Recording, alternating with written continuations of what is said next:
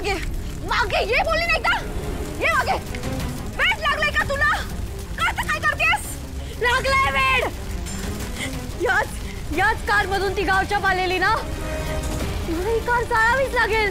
कारण मी जाळली नसती ना मला त्रास झाला असता. किती त्रास झाला असता मला. मला सहन नव्हतं होत. आणि आता त्या गावछापने मला त्रास दिला ना तर या कार सारखी चालत ती जीवन करेल. शांत हो. Oh my God! What is this, Anika? हे काय केलंस तू? मूर्ख! दिनेश, विजय पटकन पाणी घेऊन या. तुला चल आता. राजन चल ये. राजन डॅड सोड मला. अनिका. डॅड सोड. अनिका. डॅड सोड. अनिका, काय चाललंय तुझं? तुझं डोकं फिरलं की मेंदूवर परिणाम झालाय तुझ्या. काय केलंस तू? सरळ गाडी जाळलीस. का जाळलीस गाडी? हा अगं बोल ना, मी काहीतरी विचारतोय तुला. का जाळलीस गाडी? नाही, आई म्हणते तेच बरोबर आहे. तुझ्या अति लाडामुळे ना तुला पैशाचा माज आलाय, माज. अगं आमच्या समोर असं वागतेस तर आमच्या मागे काय करत असशील? बोल, का जाळलीस गाडी? काहीतरी विचारतोय मी तुला.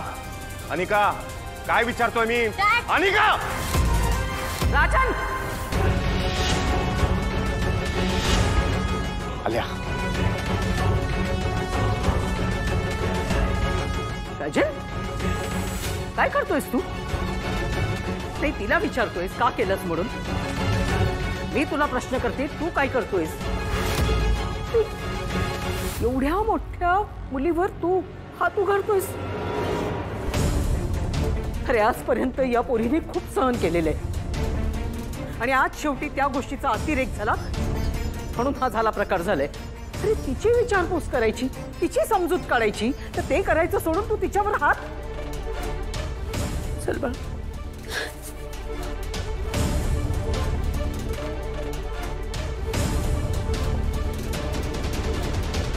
रागिणी, तुला यावर काहीच बोलायचं नाहीये. तुझी आई आपल्या मुलीला बिघडवतेय. राजन, खरं तेच बोलतोय. कॉलेजमधली भांडणं होती म्हणून मी त्याकडे दुर्लक्ष केलं, पण आज जे काही अनिकाने केलं ते तू पाहिलंस ना. तिने सरळ कार जाळली. रागिणी, आपल्या मुलीवर संस्कार करणं हे तुझं सुद्धा कर्तव्य आहे. तुझी आई आपल्या मुलीला तिच्यासारखं करू पाहते, जे फार चुकीचं आहे. सुधरव आपल्या मुलीला, नाही तर याचे परिणाम फार वाईट होतील.